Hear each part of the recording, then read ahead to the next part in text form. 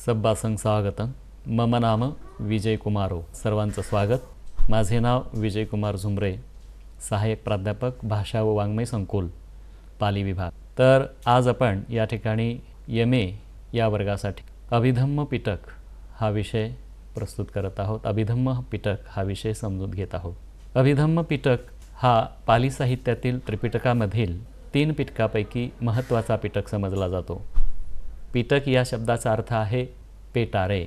3 पेटारे. पहिला पेटारा विनय पिटकाचा सांगितला गेलेला आहे, दुसरा सुत्त पिटकाचा सांगितला गेलेला आहे आणि तिसरा अभिधम्म पिटकाचा.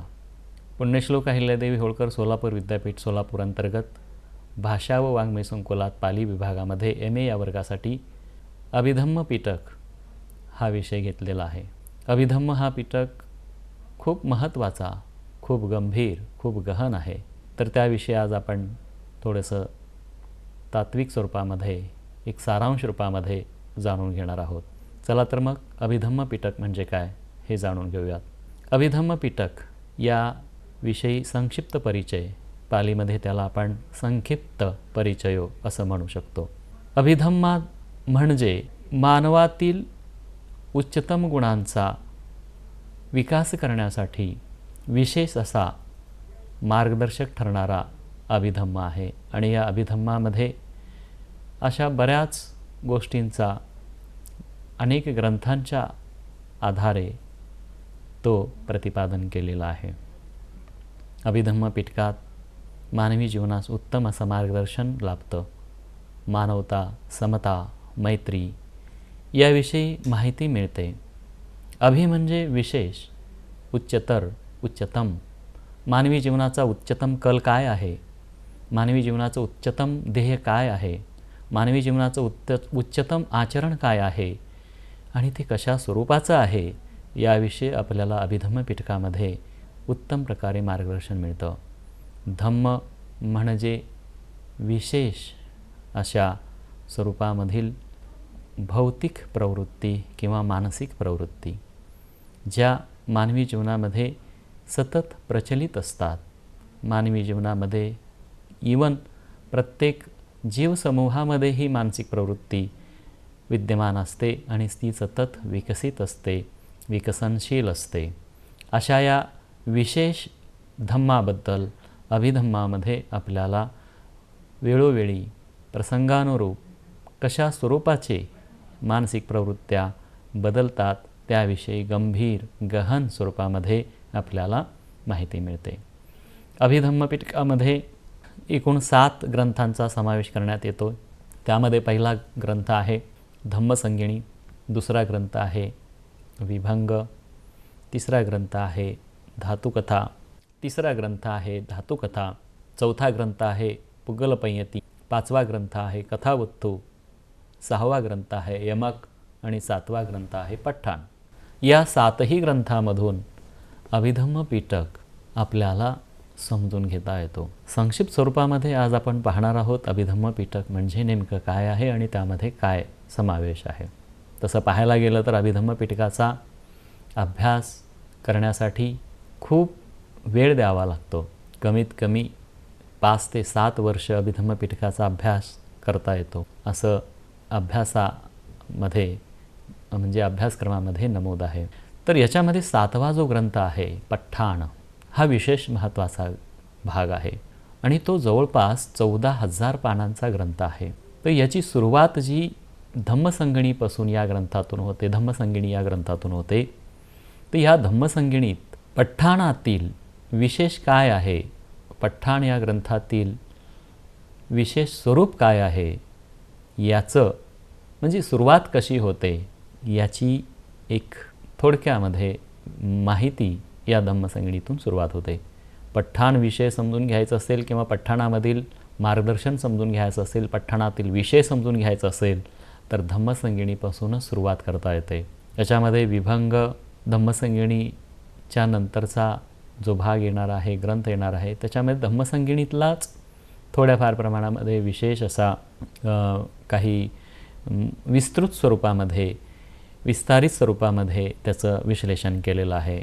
मग धातुकथेमध्ये विविध धातूंचं कथा आहे. धातू म्हणजे आपल्या पंचधातू किंवा मनुष्य ज्या धातूंपासून बनलेला आहे त्या धातूंचं किंवा जीव सत्व जे जे आहेत घटक त्या धातूंचं या ठिकाणी विशेष वर्णन आहे. पुग्गल पयती म्हणजे पुग्गल याचा अर्थ आहे मनुष्य किंवा व्यक्ती. किती प्रकारचे व्यक्ती आहेत, किती प्रकारचे मनुष्य आहेत, या व्यक्तींचे स्वरूप, त्या व्यक्तींचं विशेष असं त्यांच्या विचाराने किंवा त्यांच्या चैतसिक अवस्थेने काय बदल होतात किंवा काय वेगळेपणा दिसून येतो, हा याच्यामध्ये पुग्गल पयतीमध्ये विवेचन करण्यात आलेलं आहे. कथावस्तू हा ग्रंथ 18 मतांचं खंडन या ग्रंथामध्ये केलं गेलेलं आहे. म्हणजे हा जो अभिधम्म जो विषय आहे तो अभिधम्म हा तथागत भगवान बुद्धांनी 2500 वर्षापूर्वी आपल्या भारतामध्ये जो धम्म सांगितला, जो धम्म उपदेशिला, जो धम्म निर्माण अस्तित्वामध्ये आहे, निर्माण होत आहे, हा नेमका कशा स्वरूपाचा आहे, त्याचा नेमका स्वभाव कशा स्वरूपाचा आहे, याच्याविषयी गहन चिंतन, गहन मनन, गहन चर्चा या अभिधम्मातून प्राप्त होते. तर ह्या अभिधम्माविषयी अनेक मतांचा प्रवाह त्या काळामध्ये झाला होता. विशेष बुद्धांच्या शिकवणुकीचा प्रवाह म्हणजे बुद्धांनी जे शिकवलं ते विविध लोकांनी कशा प्रकारे त्याला घेतलं आणि कसं प्रतिपादन केलं, असे त्या काळामध्ये 18 मतप्रवाह निर्माण झाले होते.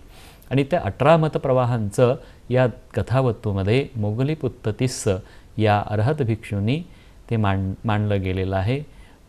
सम्राट अशोकाच्या काळामध्ये जेव्हा इसवी पूर्व 3ऱ्या शतकामध्ये धम्मसंगिणी जी भरली, 3री धम्मसंगिणी, त्याला धम्मसंगायनसुद्धा म्हणतो आपण, तर ते त्या काळामध्ये त्यावेळेला या कथावस्तूचं विवेचन करण्यात आलेलं आहे. त्याचं विवरण या कथावस्तू या ग्रंथामध्ये आपल्याला दिसून येतं. आणि यमक हा जो भाग आहे, यमकचा अर्थ आहे 2 जोड्या. तर ह्या 2 जोड्या कशा स्वरूपाच्या आहेत? 1 धम्मसंगिणी, 2 विभंग, 3 धातुकथा, 4 पुग्गल पयती आणि 5 कथावस्तू. या 5ही ग्रंथांचं एक सार म्हणून या यमकामध्ये आपल्याला पाहायला मिळतं. आणि जो यमक आपल्याला पुढे पठ्ठाण हा ग्रंथ समजून देऊ शकतो, असा हा एक अभिधम्म पिटकाचा ग्रंथांचा समावेश आपल्याला याच्यामध्ये दिसून येतो. तर आपण धम्मसंगिणी या ग्रंथापासून आपण सुरू करूयात की धम्मसंगिणीमध्ये नेमकं काय आहे. तर ही धम्मसंगिणी कशी आपल्यासमोर भगवान बुद्धांनी सांगितलेल्या चित्तांचं, चैतसिक अवस्थांचं विश्लेषण करते ते आपण पाहूयात. मनुष्य हा मानसिक आणि भौतिक जगाच्या अवस्थेत राहतो आहे. त्याच्या अवस्थेचे गणनात्मक आणि प्रतिप्रश्नात्मक शैलीच्या आधारावर या धम्मसंगिणीमध्ये विवेचन करण्यात आलेलं आहे. नैतिकतेच्या दृष्टीने चित्त आणि रूपाची 3 प्रकारे त्याला तिक मातिका असं म्हटलेलं आहे आणि 2 प्रकारे त्याला दुःख मातिका असं म्हटलेलं आहे. अशा 122 स्वरूपांचं वर्गीकरण या धम्मसंगिणीमध्ये करण्यात आलेलं आहे. आणि ही 122 मातिका जी आहे त्याला आपण विषय सूची म्हणू शकतो. मातिका याचा अर्थ, तर ते 100 स्वरूपामध्ये आहेत. तर धम्मसंगिणीमध्ये अशा एकूण 122 तिक मातिकांचं वर्गीकरण 3 भागामध्ये करण्यात आलेलं आहे. त्याच्यामध्ये पहिला जो भाग आहे चित्तोत्पाद कांड 4 भागामध्ये करण्यात आलेला आहे. चित्तोत्पाद कांड, रूपकांड आणि निक्षेप कांड आणि अत्युद्धर कांड. चित्तोत्पाद कांड म्हणजे चित्त उत्पन्न होणारं भाग. कांड याचा अर्थ आहे त्याचा भाग आहे, त्याच्यामध्ये विस्तारित असं विस्तीर्ण असं भाग आहे. रूपकांड रूपविभक्ती रूपाविषयी आलेलं आहे. निक्षेप, तर ह्या दोन्ही चित्तोत्पाद कांड रूपकांड यांच्याविषयी असलेलं निक्षेपानं संक्षेपानं सांगितलं गेलेलं आहे. अत्युद्धर कांड म्हणजे उद्धारक, ह्या तिन्ही गोष्टीला घेऊन उद्धारक कसा करता येतो, उद्धार कसा करता येतो माणसाचा, याविषयी याच्यामध्ये विश्लेषण करण्यात आलेलं आहे. अशा या 4 भागांचं वर्गीकरण या धम्मसंगिणीमध्ये आपल्याला दिसून येतं. आता चित्तोत्पाद कांड याच्यामध्ये काय आहे, ही चित्त विभक्ती म्हणजे नेमकी काय आहे, कशा स्वरूपाची आहे. चित्त म्हणजे चेतना. चित्ताचा अर्थ काय होतो? चित्त म्हणजे चेतना. तथागत भगवान बुद्ध त्या काळामध्ये म्हणतात, चेतनाहं भिक्खवे कम्मं वदामी. म्हणजे हे भिक्षुनो, चेतनेलाच मी कर्म म्हणतो. माणूस या मानसिक तत्वानीच युक्त आहे, मानसिक विचाराने युक्त आहे. ही मानसिक तत्व, मानसिक विचार कुठल्या प्रभावाने प्रेरित होते, तर ते आहे चित्त. मग हे चित्त म्हणजे काय? तर तथागत म्हणतात जे कर्म करतो आपण तेच आपलं चित्त आहे. चेतनाहं भिक्कवेकम मग वदामी. भिक्कुनो, चेतनेलाच कर्म म्हणावं किंवा मी कर्म म्हणतो. तर अशा या कर्माचा शुभाशुभ म्हणजे यालाच कुशल आणि अकुशल म्हटलं गेलेलं आहे, त्याचा या चेतनेशी कसा घनिष्ठ संबंध आहे ते या चित्तोत्पादकांडामध्ये आपल्याला दिसून येतो. तर या चित्तोत्पादकांडामध्ये 89 प्रकारचे चित्ताच्या अवस्था सांगितलेल्या आहेत. 89 म्हणजे 89 प्रकाराचे हे चित्ताची अवस्था आपल्या माणसाच्या असू शकतात, हे आपण कधी विचारही करू शकत नाही. आपण जनरली म्हणतो नेहमी की चित्ताच्या किंवा मनाच्या 2 अवस्था आहेत, एक सुप्तावस्था आणि एक जागृत अवस्था, म्हणजे त्याला कॉन्शियसनेस आणि अनकॉन्शियसनेस माइंड असं म्हणतो आपण. पण मन आणि चित्त याच्यामध्ये खूप फरक आहे मित्रांनो. मन आणि चित्त, मन हे जागृत स्वरूपाचं असतं. जागृत म्हणजे कशा स्वरूपाचं, ते मन कधी सैरभैर असणारं मन किंवा कधी कॉन्शियस नेहमी. तर जसं आता एक म्हटलं जातं की जेव्हा आपण झोपी जातो तेव्हा मन कार्य करत नाही, तर जे चित्त कार्य करतं. आणि मन जे आहे ते जेव्हा आपण झोपेतून जागं होतो तेव्हापासून मनाच्या कार्याची म्हणजे सुरुवात होते. मग हे जेव्हा आपण जागा होतो तेव्हापासून जे मन जे स्थिर नसतं, चंचल स्वरूपामध्ये असतं, ते म्हणजे मन. आणि चित्त याचाच अर्थ स्थिरतेचा विचार करणारं चित्त, स्तब्धतेचा विचार करणारं चित्त. तर ह्या चित्ताला, ज्याला अनकॉन्शियस माइंड असं म्हणतो आपण, आहे ना, तर अनकॉन्शियस माइंड म्हणजेच एक प्रकारचं चित्त, जे चित्त खोल स्वरूपामध्ये आपल्या मानवी जीवनामध्ये किंवा सत्वामध्ये काम करत असतं.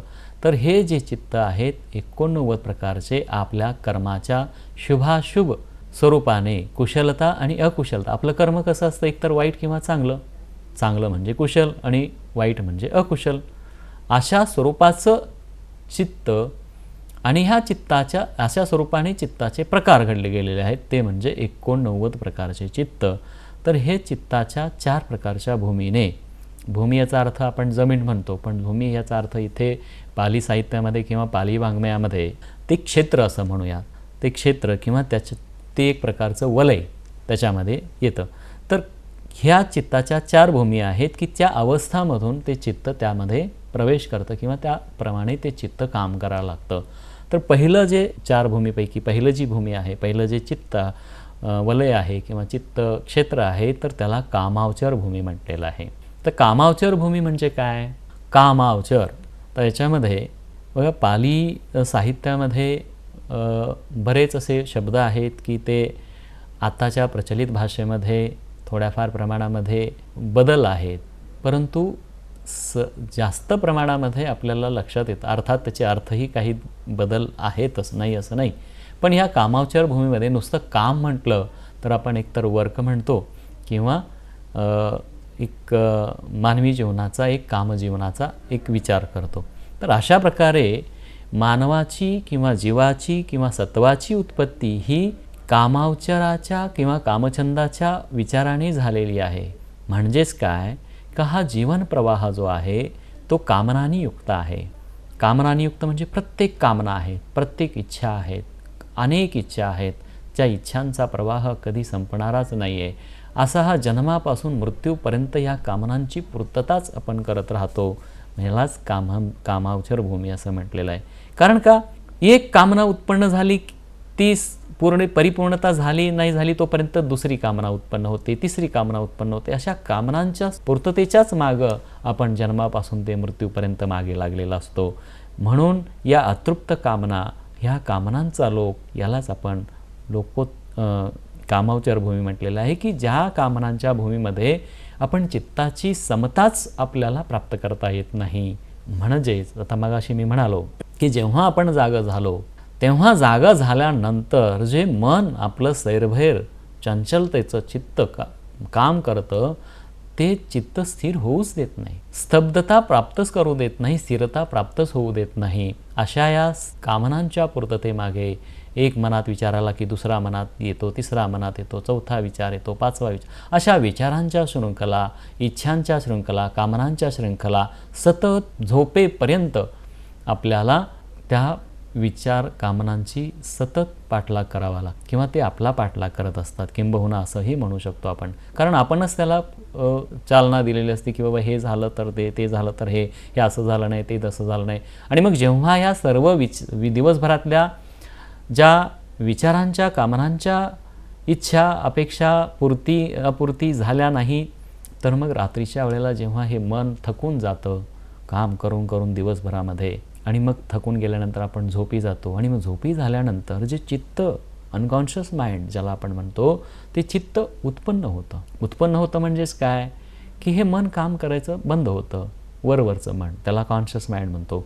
आणि मग तिथून ज्या वेळेला ते काही दिवसभरामध्ये अर्धवट सुटलेले विचार किंवा अतृप्त राहिलेले विचार, हे सगळे विचार आपल्या सुप्त मनातून बाहेर यायला लागतात, मग आपल्याला स्वप्न पडायला लागतात. अशा या कामनांची पूर्तता करण्याचा जो काही आपला हा जीवन प्रवाह आहे का हा जीवन मार्ग आहे, तो म्हणजे कामावचर भूमी आहे. आलं लक्षामध्ये?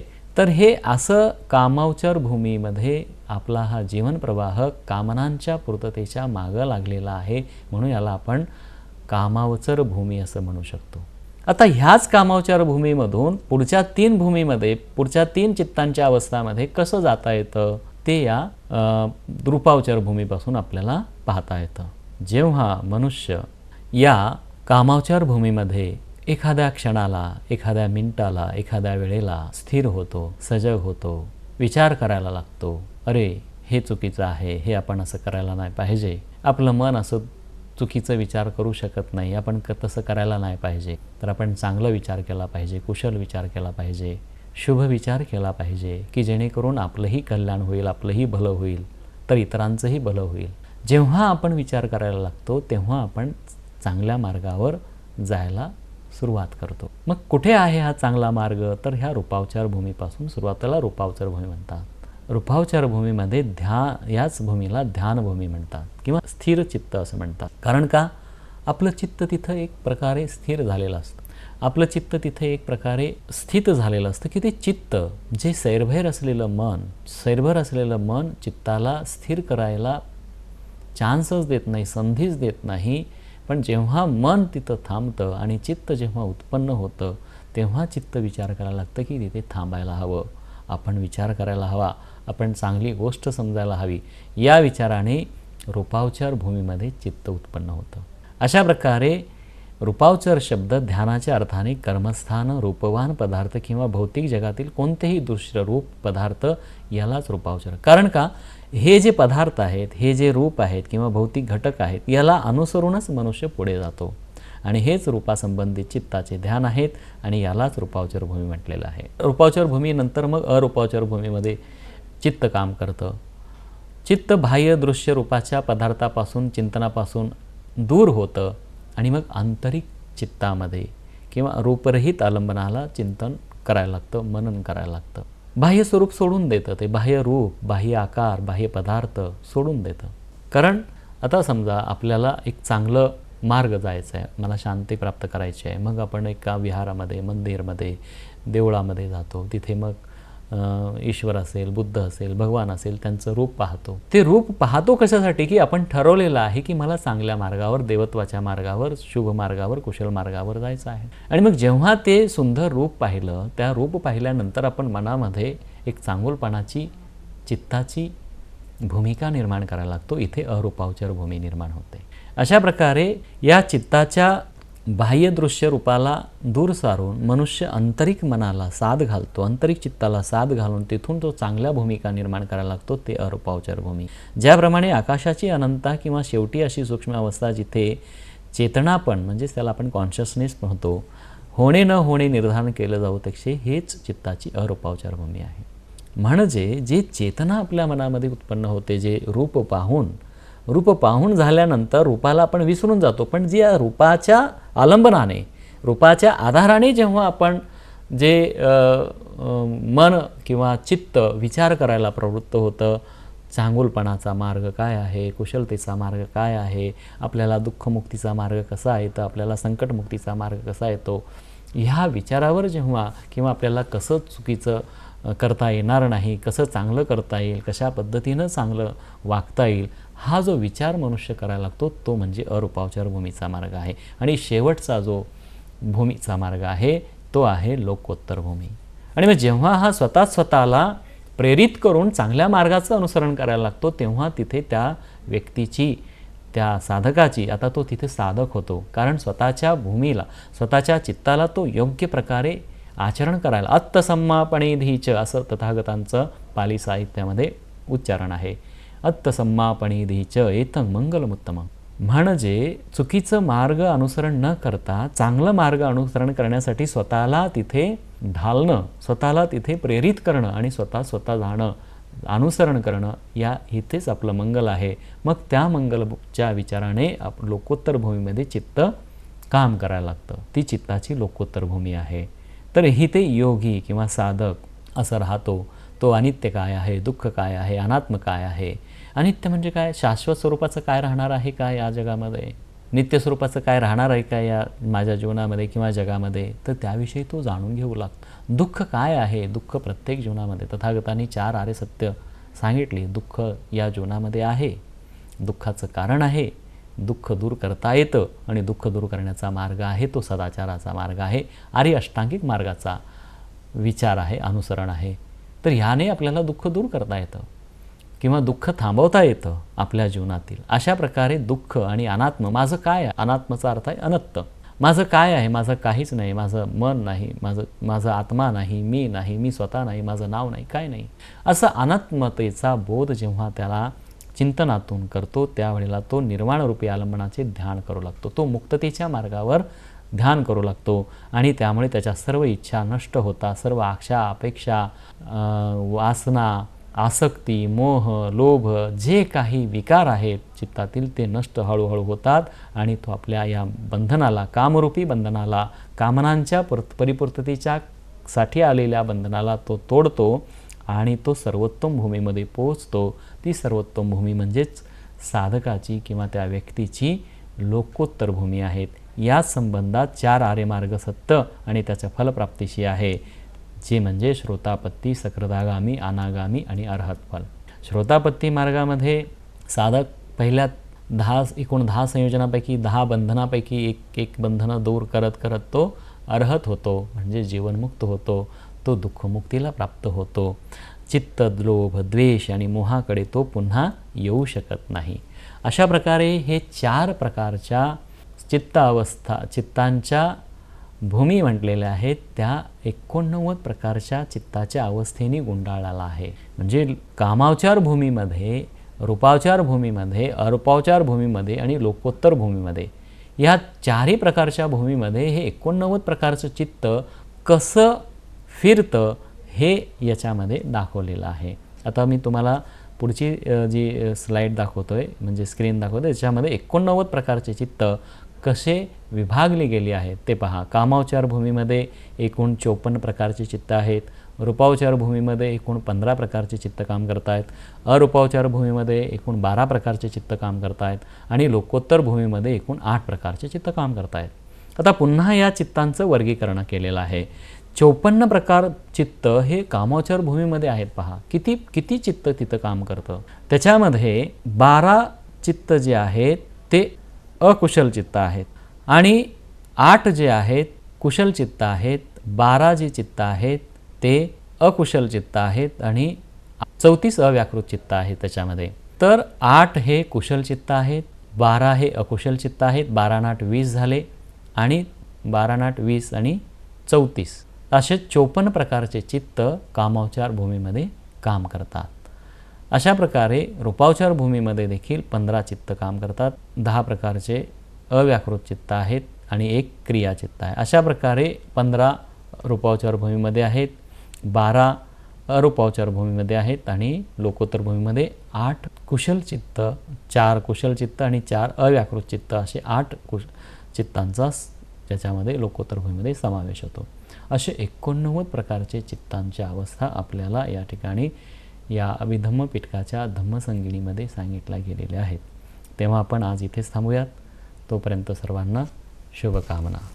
नमो बुद्धाय.